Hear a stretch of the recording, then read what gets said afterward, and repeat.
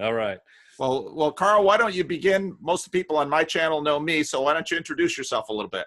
Yeah, so my name's Carl Killough. I became interested in Dr. Peterson specifically, probably a little over a year ago. I was watching a lot of him on Stefan Molyneux as I was starting to wonder why all my atheist friends were so far progressive, and I couldn't quite get that one around my head. And so I kind of went from there, and when Dr. Peterson's book 12 Rules for Life came about, I think I had gone through the biblical lecture series, and that opened my mind up enough to help me go from extreme radical militant atheism all the way to now I believe in everything that the Bible says, just Really? verbatim. Yeah. When did this happen? So the final leap into God's arms, as I like to put it, it was probably really just about a month ago, but slowly getting closer and closer to the point where I could make that final step, which I believe very wholeheartedly has to be done by yourself. That took quite a bit. And I like your lobster back there behind your head. His name is Bucko. That's Bucko. It's our mascot for our meetup. Very nice. Yeah, so I guess I got up to, Dr. Peterson got me to the point where I could go, okay, well, there's something for me here. So let me start reading the Bible. Let me start going to church. And then I was like, okay, well, the more I did that and the more I started, especially living by Rule 8, which was tell the truth or at least don't lie, then I really got to the point where I could start to see how my actions would come back to me directly in a very fair and almost trustworthy manner. And what do I mean by that? I mean that instead of being scared of speaking the truth, because I had been for a very long time with a number of people because I wanted to tell them what they wanted to hear rather than what I actually believed.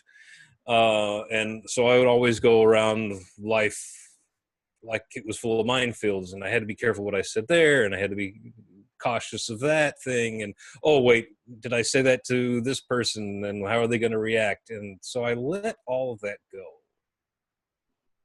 And I just started speaking what seemed to be true to me, or I wouldn't get involved in the conversation at all. Wow.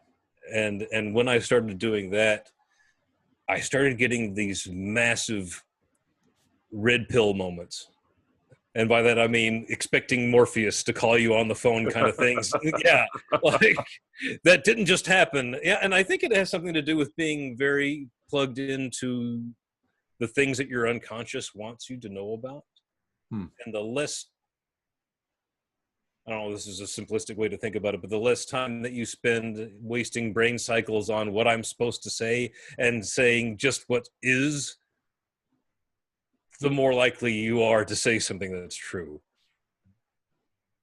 And I think there's something really healing about that in a way that I never really understood before until I actually started doing it. Well, talk to me about how this has changed your life in ways that someone who couldn't, let's say a deaf person, couldn't hear what you have to say, but Right. Watch what you do. Right. Yeah. Okay. So what did I do? Well, one of the big catalysts was when I was teaching. I had been really excited about the last job that I took, and I was hoping that this was going to be the pinnacle of great stuff. What kind of stuff did you teach? So I was teaching. I taught biology and anatomy 2 years ago, and this last year I was breaking into a school that I was hoping to be teaching at, and I was teaching logic. High school, college, junior college? Yeah, so the High 2 years school? ago was junior high, high school, and last year was junior high. Okay. And so that was a fun awakening for me, because it was, oh, well, let me go try something new, and wow, I really like this something new. And so I went walking into the forest where it seemed most dark, because teaching in front of a bunch of people seemed like a very scary thing at the beginning. But when I actually went and did it, I got a lot of reward out of it. So yeah, what did I actually end up doing? Well, the big catalyst was that I got this job with high expectations, thinking that, okay, well, if I just throw my all into this career, that will define me. That will make make it so that I'm doing the best job that I possibly can in order to help the most people. And I'd really convinced myself of that. And then I get feedback from the place where I'm working and telling me, well, no, you're obviously not doing that well enough, because we don't want you to come back next year. Wow. So what do you do with that? Yeah. Yeah. And the realization had to come to my mind that, well, obviously I'm not doing something that's right, because, well, the meeting went down something like this. I'm expecting to go in and have a really great conversation about what I'm going to do next year, or the things that I'm excited about. And the conversation goes, well, guess what? You're not coming back. And so I asked them, why, what's the deal with that? And they say, well, because you were asked to step up and you didn't. And I say, well, could you clarify that a bit? Yeah. And they couldn't. So what does that mean? And, Yeah. you know, so there's a whole big pile of chaos to deal with right there. Yeah. Yeah. So how did I deal with it? Well, I took a really close look at myself, because either an entire institution was wrong or I was. And it was a lot easier to look at myself than to look at the school. Let me just pause you there. Yeah, go ahead. Sorry, I tend to ramble. No. I want to commend you, because what you did right there is takes courage, and it takes honesty that is unusual, because the reaction from most people is they're idiots, they're fools, they're, blame them. But you turned it around. That was my first reaction, was to definitely do that, because this is wrong. And and I was quite upset. Yeah, no, and definitely, I think a perfectly normal and natural response to have. And I think so many of us go there and then just stay there. Yeah. But what you did was, I want to commend you for that, because that's exactly what you should do, because you can't control what they're going to do. Right. But you can look at yourself. So I just want to commend you for that. That's thank terrific. you, because it turned out to be completely transformative. And one of the times that it's funny, I went through my life thinking that I was always fighting for myself. And what I realized was that I was just fighting against myself in order to be right all the damn time, instead of looking inside and going, okay, well, there was something wrong. What is it? Yeah. Surely there's something I can figure out. Yeah. Wow. So it went something like that. So you looked at yourself, and what did you find? Well, so I took a big look, and one of the first realization was that either I was had no desire or did not wish to do my job, or was incapable of doing my job to an extent where it would be easily recognizable by those who employed me to go, okay, yeah, that's our guy. And so there was obviously something holding me back. And what were those things that I was ignoring? And the things that I was ignoring was that, well, one, I had made this institution my pie in the sky, and it wasn't. And when I found that out, rather than confronting that directly, I decided that I was going to, just kind of crawl forward, rather than actually examining all of my true possibilities. Because when you have a job, your possibilities are always constrained by, okay, well, how am I going to get the money to do the things that I have to do, not the things that I want to do. And so there's all of that going on in my mind. And then I guess I'm going to pat myself on the back a little bit here, but in the first meeting that I had when I got the harsh news, my reaction was, well, I feel like, and I did it in kind of a bitter, resentful way, which I don't like, but I was angry at the time, so I'll forgive myself. I really took it as, well, look, you're releasing me, and now let me show you guys what I'm capable of doing. And so there was a little bit of that revenge and all that in there. But it was true in a way, because it was true in a way that I could, okay, well, now I'd been blinded by the confines of having this job, and that the job was a needed and necessary thing.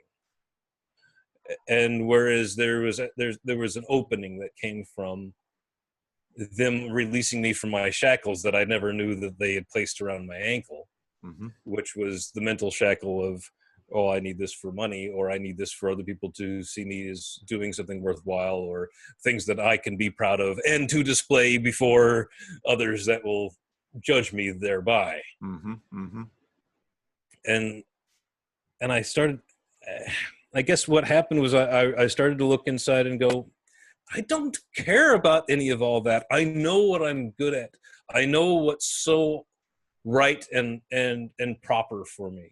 And I know God wants that for me.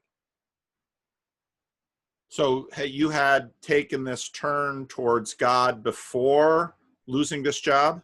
Okay. So no, I hadn't really done that yet, but I was more open. I had released the militant part of my atheism. Okay. But I was still pretty atheistic. Okay. So I wasn't quite able to articulate it that way yet. Okay. Okay. But it was okay, well, something's wrong.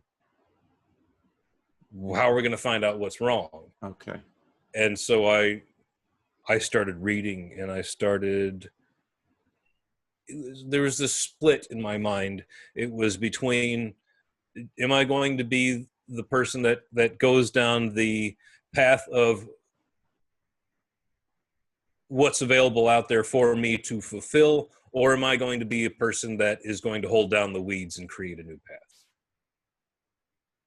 And I think I was really scared of doing the second choice. Okay. Okay. I think I was really scared of that, because you're not supposed to do that. You're not supposed to be entrepreneurial. You're supposed to provide safety. My background is I'm an only child of an only child, and you could almost think of it as single mom to single mom. So I've got a lot of that desire for control and safety, I think, built into me, and I've really had to pull back the curtain of my own ego to see what's been playing in the back of my mind to get to the point to realize that, yeah, a lot of what I had believed in was very risk adverse. And by being risk adverse, I would actually set myself up for traps to where I wouldn't take the appropriate amount of risk to where that would allow me to succeed. I would only take the appropriate amount of risk to where I could guarantee failure. Okay. And that's a pretty strange way to put it, but I think it's right, because you can be out there kind of fishing around doing things half-assed. That'll guarantee that you don't ever do anything innovative, or you can really, well, take the step off the cliff edge and hope that the invisible bridge is there, and really go for it and fully commit to the things that you know are right, rather than leaving yourself a toehold in the safety that's behind you. Okay. So what have you done? Are you go back to teaching? Or are you doing your own thing, or what? So this is it. Yeah, my big choice is, well, I've got enough money saved up that I can actually fully commit to making some changes that I think are very vital, and they're going to start with me, because I'd always been providing very much for what I was told was supposed to be right, rather than what I actually believed was right. And until I was able to get to the point where I felt like I was really listening to God for what was correct and right and moral and good to build on, to make my life to be something that I would be seen as worthy when I die, then how am I going to live my life? And so I think the way to do that is it had been there in front of me all the time. And we've got thousands of years worth of records in the Bible that I've been ignoring. And so one of the things that I did was actually go, instead of, oh, one of those things I'm going to get around to one of these days is read the Bible, is, hey, I'm going to read the Bible. And when I wake up... Imagine that. Actually read it. Right. Talk about it. Instead of like, yeah, okay, well, it says this weird stuff, right? And who would believe that? Ha, ha. And then you can ignore it is for as long as you want. And then you actually start reading it. This is what happened to me. I would read it, and it would get very personal. Like, you could almost imagine especially if I was reading a gospel that a parable or something was specifically about my life. And and the gospels are written in such an amazing way that they seem to really,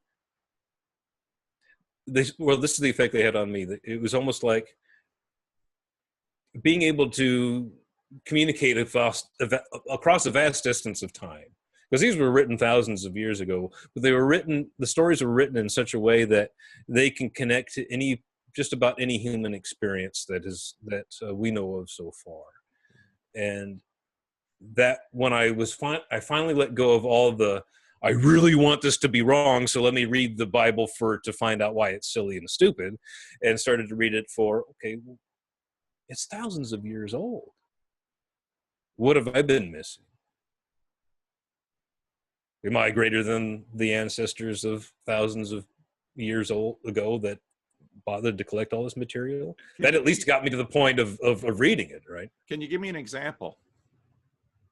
So, of it being personal for me? Yeah. Let's see. So I was having a read through, and I think I read, and it's funny how you'll come back to a particular parable over and over again. So I was thinking of the parable of the talents in Matthew, and how the three servants or slaves, depending on which translation you're using, are all receiving money from their master, and the one that is the most able receives the most money. The one that is of medium ability receives a medium amount of money, and the one that has the least amount of money gives the least amount of money. Yeah. But it's all fair. It's here's what you've done so far. What can you do next? Yeah. And isn't that how you should live your life? Yeah. Yeah. And what have you been proven worthy of so far? Yeah. Yeah. And the master isn't just some random master. He's, God patting us on our heads saying, look, you did a good job with all this that I gave you. Great. Here's some more. Yeah. Yeah. And only to the last guy that he says, well, look, here, I gave you something. You did nothing. You did nothing. Yeah. Anybody can do nothing. I picked you. So who are you in that story? So for most of my life, I was the third servant. Yeah, definitely the third servant. Expectant of the things that I was born into, and I include in that not only being born in the West, and being born into a wealthy family, but also to because I had resources in the beginning, never really having any respect for them, what it took to earn them, because I inherited a lot of money early on, and I ended up mismanaging it out of my own arrogance and pride that, oh, well, only an idiot would mismanage it. And, well, I guess I'm an idiot. And you can find that out the hard way or not. And so, yeah, well, and so you can be all resentful for that, but then what are you going to do with that knowledge? Yeah. Because there's a reason why God led you down that path, and he didn't just say, here's everything that you could ever possibly imagine and want. Live in luxury and peace. Goodbye. Yeah. Because that wasn't the message I got from God. Hey, hang on 1 second. Hey,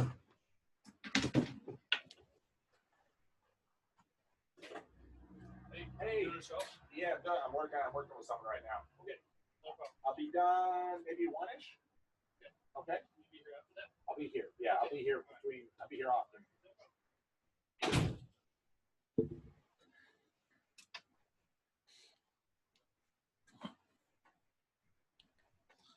Sorry about that. When people see my car, I don't have a secretary or anything, so they just knock on my door and. Yeah, it's all you or nobody, right? It's me, baby.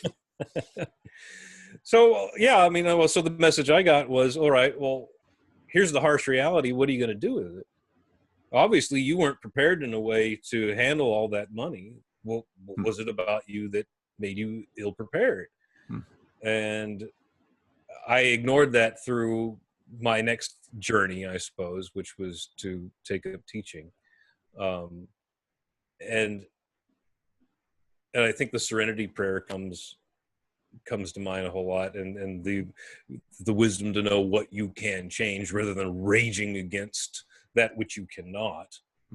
And always look inwardly first, and then, well, what can I change around me, smallest, that's I can test out, make sure I'm not hurting anybody by transmitting my beliefs, and then what's the step forward from there.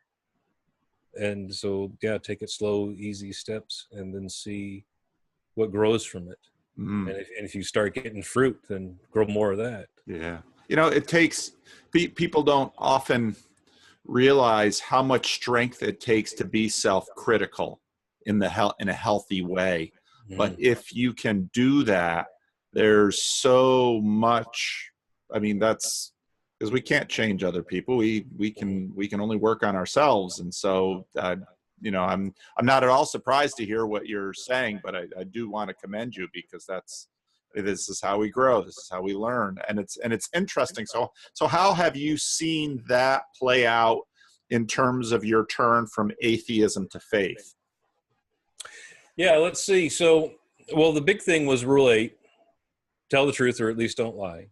And I really tried to do that as much as I could. And that, as I started to do that, it became very apparent to me that I needed to stop acting in ways that would force me to lie, because there were a lot of things that I didn't want other people to know about. And then when I started reading, a good friend of mine who's been a Christian all of his life recommended that I read the Gospel of John. And when I read that, I thought, dear God, that's so right. All the stuff that I didn't want anybody to know about, how much energy was I spending on that, when I could have just let the light shine on everything that I do, and I could have an immense amount of satisfaction and peace from that. And in fact, the more I understand that, the more that I can speak truth in the word, and I can see it heal people. And so the path that allowed me to take was the new relationships that I've formed since just towards, it's only really been a few months now, have been completely open and honest. And I don't bother with I really care about, I care what you think, sure, but I don't bother with okay, well, how do I need to behave in order for you to think a certain way? Yeah. Because that's way too much, way too much for me to deal with. Yeah. Here's what I am. Here's what I believe. Let's just talk truth to each other, because the other thing's way too exhausting. I can't do the other thing. I've done it for 44 years, and I'm too old for that. No, quit that. And so the more I did that, the easier and the more clear my path became.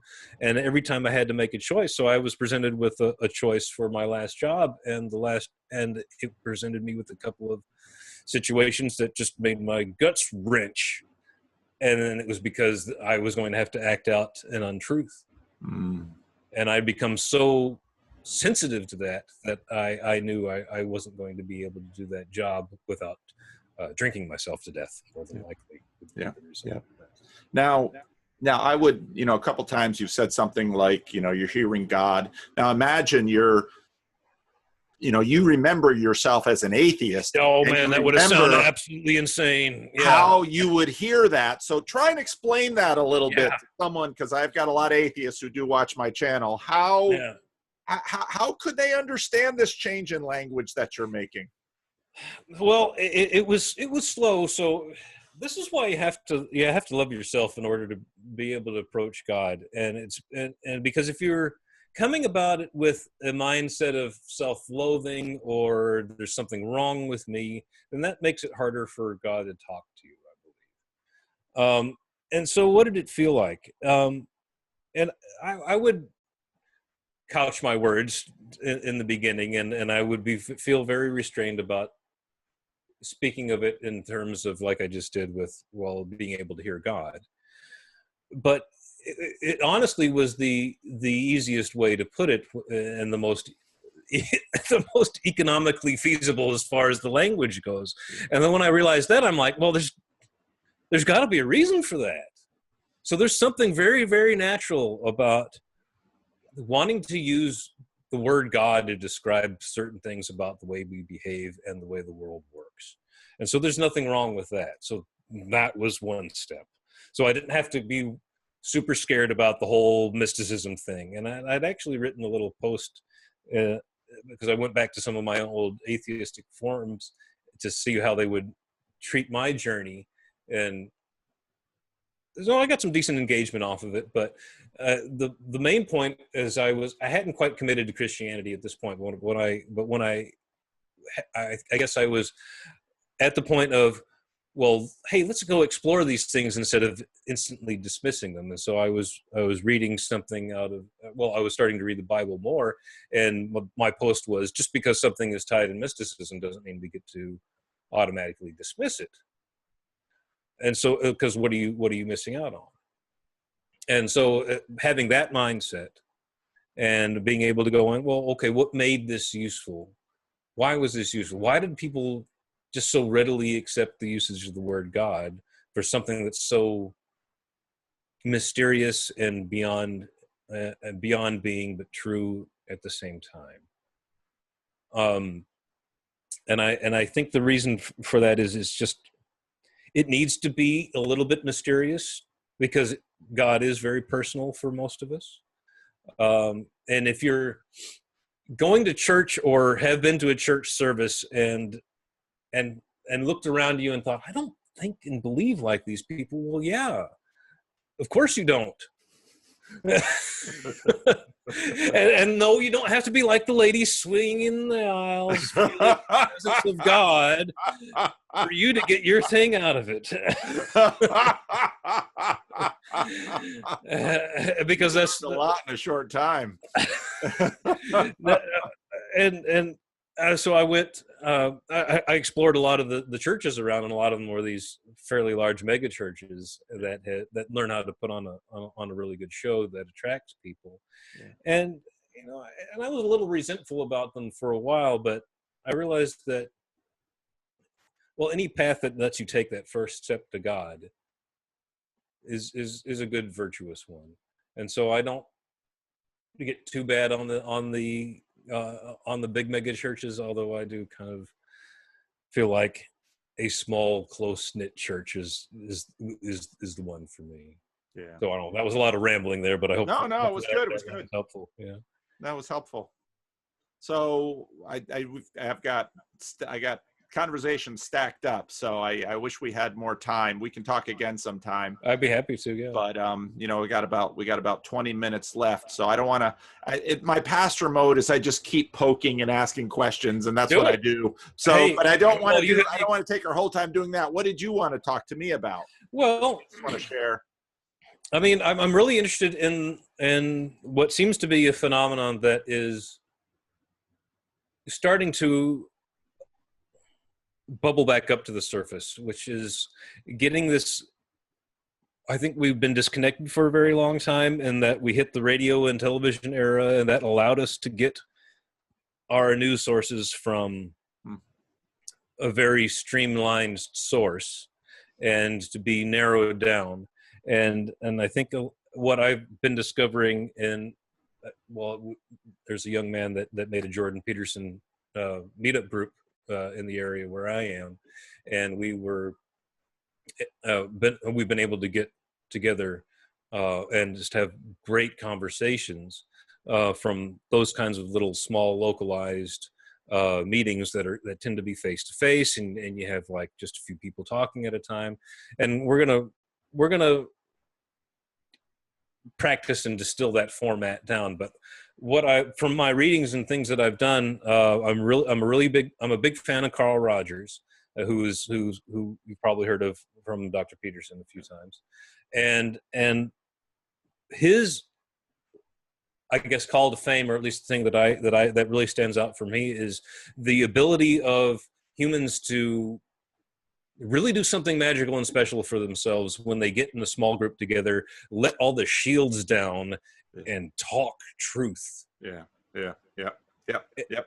And it heals in a way that is like biblical healing. Like everything that I've ever read in the Bible about that being a miracle, that sounds like a miracle to me, because I've seen some pretty amazing things happening. And when the more that happens, we don't do that enough. I think if we got together in small groups and talked and didn't try to worry about pleasing the other person so much as to say what you think is true and is relevant and good to say at the time, not just because you're dying to say something, but because it really is something that needs to be said, then you get some really amazing conversations that reveal truths in ways that are very rare these days. Yeah. And so I think the next part of my journey is to well, obviously we've been given the internet for a reason through all of our hard work and all this, and like most things created by man, it can either be it's a double-edged sword, right? Yeah. And so it can either get clamped all the way down, or it can be made for one of the greatest goods that we've ever known. And I think the way to make it the greatest good is to encourage people to get themselves a camera and a microphone and get on the net and talk to people in small groups in ways where you can feel like you can really share and be open and not worry about the other person judging you. Because when we're spending time dancing around all this, the pain that comes from not wanting to expose ourselves fully, because we know that if we reveal something vulnerable about ourselves, then we make ourselves vulnerable. And how is that person going to hurt us back at that? And if we make that first leap and go, here I am, let me tell you something about me, that could be spun back on us, that in a way that could be really painful if someone laughed at an experience of yours, for example. And then instead of being your worst fears being confirmed, where someone does laugh and make fun of you, they go, and that reminds me of this situation that I had. It was almost identical to that. And they share something back. You've just made a friend for life. And you don't have to have the whole world be your friend, but you do need those people that are going to treat you that way. And I think that with 7 billion people on the planet, we need to start using this technology to bring us closer together, have very intense small conversations, small groups that let everybody share, and no one has to feel like they're in the shadows hiding. Yeah. Because I think the shadows are where the dark things in our hearts really do grow and prevent us from, because we all have these feelings of darkness and pain, and we don't want to deal with them. So we tend to ignore them. But I think what needs to happen is you have to share some of the things about yourself that you're the most scared to share. So you've you and someone else have started a meetup, and how many times have you met? So we've got a local one, which is sort of the big fisher's net to see who comes in, and then online we will do so on my channel, and I tend to record them because I think, well, I never know where the conversations go, but there's always something interesting that comes out of them. But on Monday and Tuesday evenings, I've been throwing open my channel for just live long conversations for as long as they need to go. Okay. And especially young men, they're hungry for more. Yeah. They're like, oh, a chance where someone's not going to, well, I don't have to go through this filter of society. I can just say what I need to say. And if I get wrong feedback from these guys, or feedback that I don't like, then they're going to tell it to me in a way that helps me understand why they believe what they believe, rather than I must bow down to my ideological God and support it in service to whatever the whim of the time happens to be. Because that really stifles truth. And when we can't speak truth, something inside of us rots away. Yeah. It's true. Because I feel fed like I've never felt fed before in my entire life when I can have these conversations with, especially with other young men. Yeah. I mean, like really, like what I'm doing matters. Big time matters. Yeah, yeah. So have you resolved the? I know you're living off some savings. Have you? I went to your blog a little bit and poked around. You're doing some web stuff, or I'm what? so all over the place. Yeah. Okay. Okay. I guess the balancing act is, you know, how much do I spend on creating the background, and how much and by spend I mean time more than anything else, because Right. we can't get back, and I'll live in poverty for as long as I need, so as long as I feel like I'm doing the right thing. But I think that if you are doing the right thing, then you'll end up being rewarded for that. So, you know, I'm going to try and host these online sessions, and to put my blog stuff out there, and if it gets noticed, then it gets noticed, and I'll continue to do that. Yeah. And if it doesn't, then my message needs to be refined, or the time is not right for my message, or my message is wrong. So. Well, I think, you know, as you said, and this comes, I mean, we're finally, you know, as a Christian, we're finally, as you said in the parable of the talents, we're accountable to an audience of one. Mm-hmm. And I think culturally we place a lot of emphasis on size, you know, mega churches. You know, Jesus, you would think if Jesus thought like this, he would have tried to present to his audience of thousands up in the Galilee, you know, some whiz bang, surefire program with 8 steps and 4 rules and everybody to follow this, and then we'll remake the world into a glorious kingdom of God. He doesn't do that. Doesn't happen that way. 12 disciples, which is clearly mirroring the 12 tribes. He's got 3 in his inner circle, and when it comes down to the moment of his greatest trial, they all run, and only John, who probably at that point is a boy, is there at the crucifixion with the women, with all the big men hiding somewhere. So, you know, God loves small things, and I love pastoring a small church. It's so often the case that God does his best works without the cameras on, in places where, just like you described, people are talking together. They're not trying to impress each other. They're not lying, as Peterson says, but they're not lying. And and so I can see in your face the joy that you found in doing what you're doing.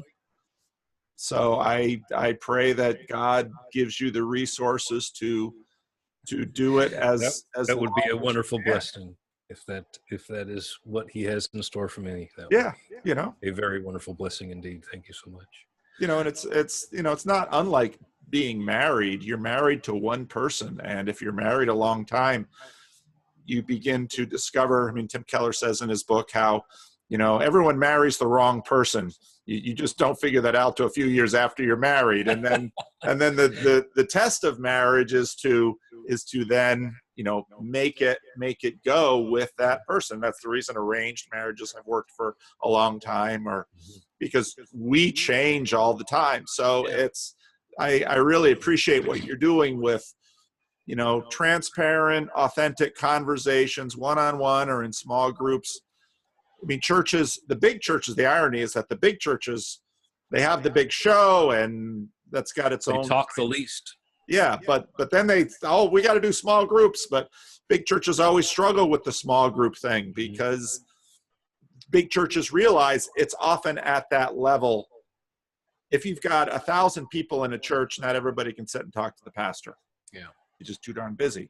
So what you're doing is what the church has always done. It's, people often get confused that it's the big show, but the big show has its place, but it's the relationships. It's the face-to-face relationships where people know each other for the good and the bad.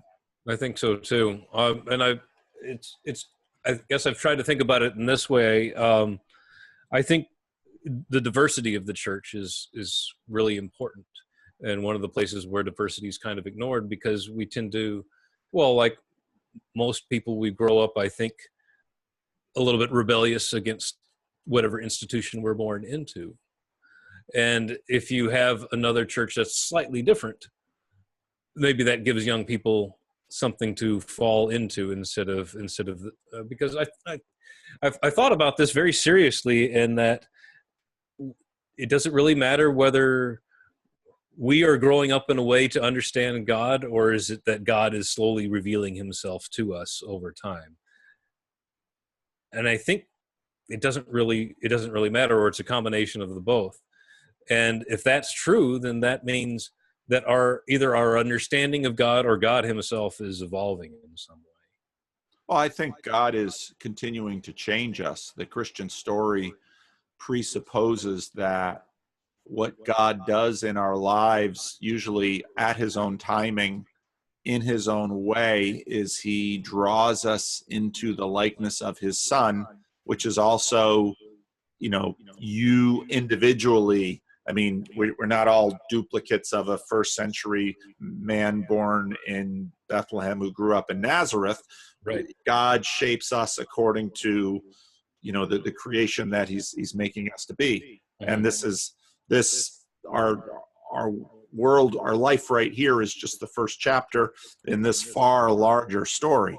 Right. Yeah, absolutely. And which is, I think, why the Bible's so brilliant now, that having actually taken the time to read some of it, that it's such an unbelievable document, and that it can be so personal, even though it's so ancient. And so that speaks to the things within us that are ancient and do not change, as well as to the things that have to grow in order for us to reach the kingdom of heaven. It's an astounding thing, because I can pull books off my shelf that are only 100 years old, and I'll look at them, and already it's archaic, it's past. But to think about this book, and not only to think about it in terms of time, but in terms of cultures. Mm-hmm. I tell this story often. Missionaries go into a jungle somewhere and they learn the language of a tribe, and they try then to render people didn't have a written language, so they develop a written language, and they teach the people their own written language, and they translate the Bible and they give it to them.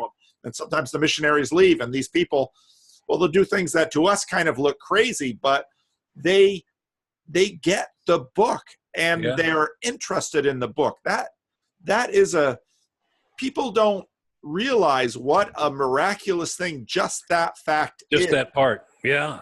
And so here how do you write something like that? That's unbelievable. That's a miracle of itself, right? It is. It really is. Yeah.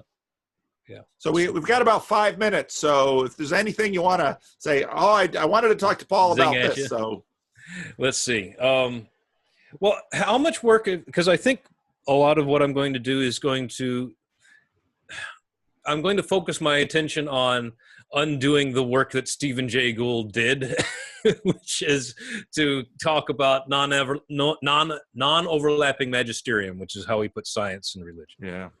And I think that's a big problem. Yeah. And it's a big problem because our creative talents are unleashed in a particular direction when we keep God in mind, and they are very destructive when we do not. Yeah. And the 20th century has been constant stark reminders of how well we can do that when we don't take care for what we create.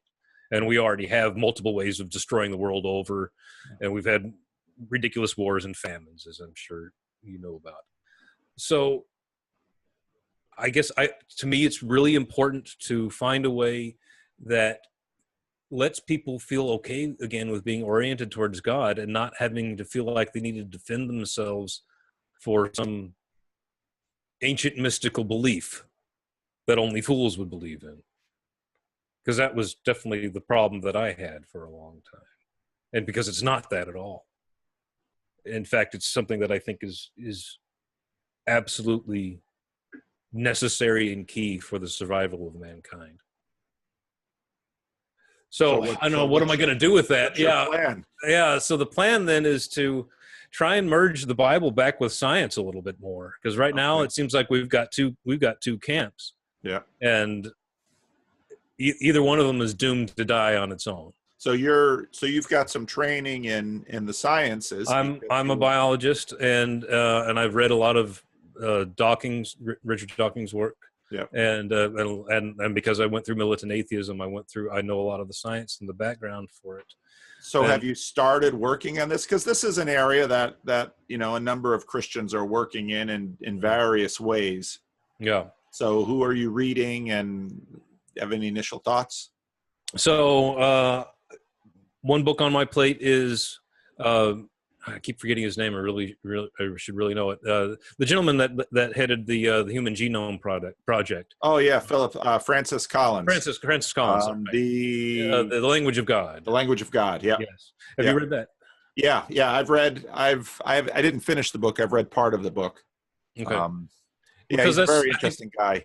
I think that's right up my alley. And the way I've been able to, as I've been reading through the Bible, I'm like, well, God, I don't think this has been reconciled with what we now know and what God has slowly revealed to us. Have you found the biologos.org website? Biologos? No, I haven't seen that yet. Okay, Biologos. Francis Collins helped found Biologos, and has some from the Christian Reformed Church, has some Calvin College and ex-Calvin College people.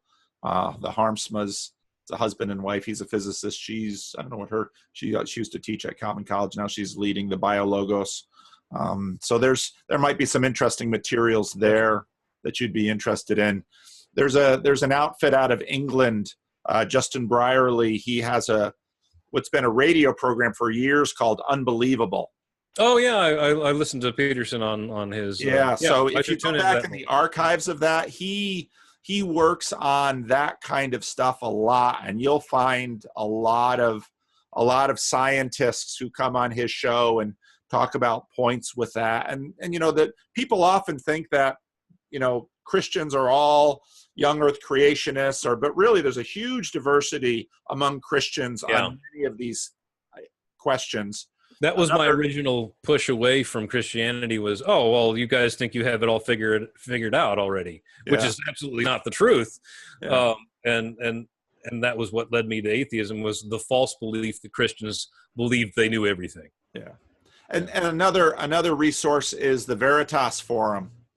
Okay. That they do a lot of those conversations too. They'll have, say, a scientist who is a believer and a scientist who's a skeptic, and they'll have, a lot of people think, well, it's all these long form, civil, productive, meaningful conversations started with Peterson. Actually, there have been a number of places in the Christian world where we've been doing this for a long time. Biologos and Biologos, Veritas, and Unbelievable. All three have been having these things online. It's just that it's not all the gotcha moments, which tends to fuel hit bait. Mm-hmm. So there are a lot of good resources out there. So you'll have plenty of good company, I think. I think so too. I'm going to take a look, and so that's where I'll go from this. That's pretty much why I wanted to have the conversation. I knew there would be something great that would come out of it in some direction that I would get. So I'm going to go that way. Good. Well, what I'll do is I will I'm gonna let Zoom render this thing, and then I'll post it on my channel, and I'll send you a copy in case you want to post it too. That would be amazing. Thank you. And we'll take it from there.